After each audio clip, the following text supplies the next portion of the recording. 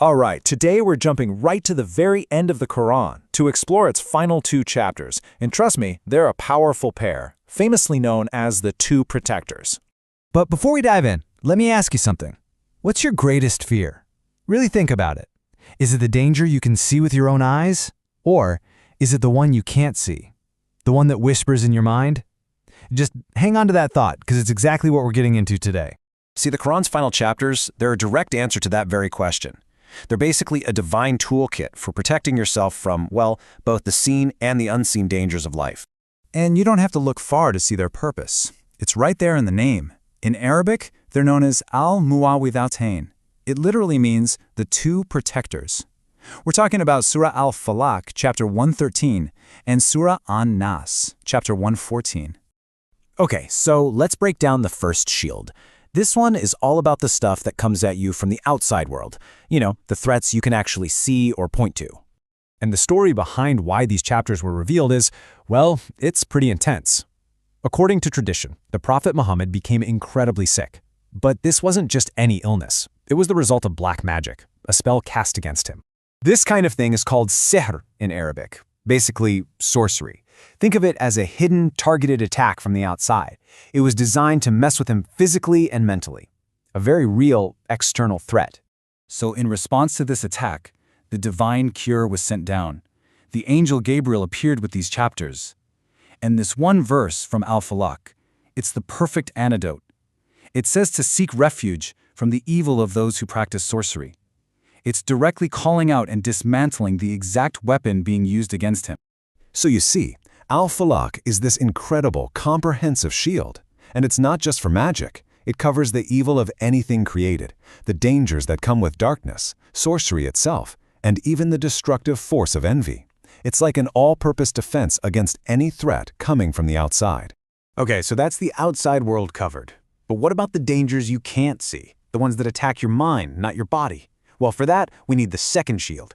And here, you can really see the beautiful balance between these two. You've got Al-Falaq dealing with external stuff, magic, envy.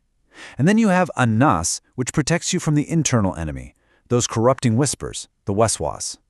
One focuses on the physical world, the other on the battlefield inside your own heart and mind.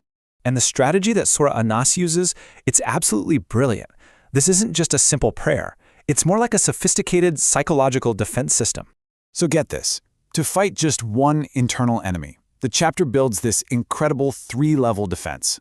First, you appeal to the Rabb of mankind, your Lord, the one who created you. Then, you level up. You call on the Malik, the king, the one with absolute authority over everything. And finally, you go to the highest level, the Ilah, the God, the only one worthy of worship. It's like you're escalating your appeal up the chain of command, leaving the enemy with no place to run. So who is this enemy we're building this fortress against? The Quran gives it a very specific name, Al-Waswas Al-Khannas. And this isn't just a name, it's a full psychological profile. Al-Waswas means the whisperer. Its attack is subtle, just a quiet suggestion. But the second part, Al-Khannas, means the one who slinks away. The moment you remember God, poof, it's gone. The name tells you exactly how it operates and reveals that it's a total coward. And then, the very last verse of the entire Quran drops this bombshell. It tells us that these whispers can come from two places. Yes, from the unseen, the jinn, but also from other people. It could be someone giving you terrible advice, planting doubt in your mind, pushing you to do something wrong. The enemy isn't always some invisible force. Sometimes it has a smiling face. It's also amazing when you look at how they're written. They're stylistically different, but they fit together perfectly. Al-Falaq has this strong, almost drum-like rhyme with the qua sound. But An-Nas has this smooth, flowing rhythm from repeating the word Nas, or mankind. Al-Falaq calls on God with one name, and Nas uses three. They are perfectly matched set, each one a little masterpiece in its own right. So, what's the takeaway here? Well, these chapters aren't just for emergencies. You know, when you think you're in deep trouble. They're meant to be your daily spiritual armor. And there's a key number to remember, 3.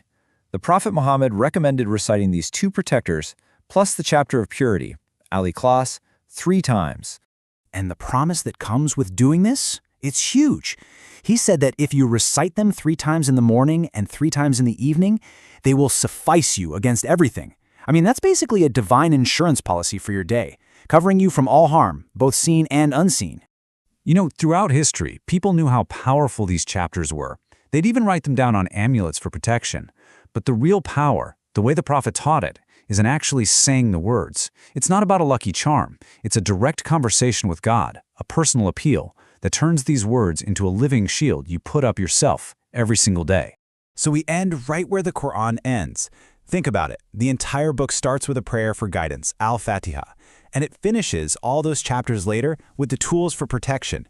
So what does that tell us about this whole journey of faith? Maybe it means that asking for the path is just the first step. The real challenge, the day-to-day work, is protecting your heart and mind so you can actually stay on that path.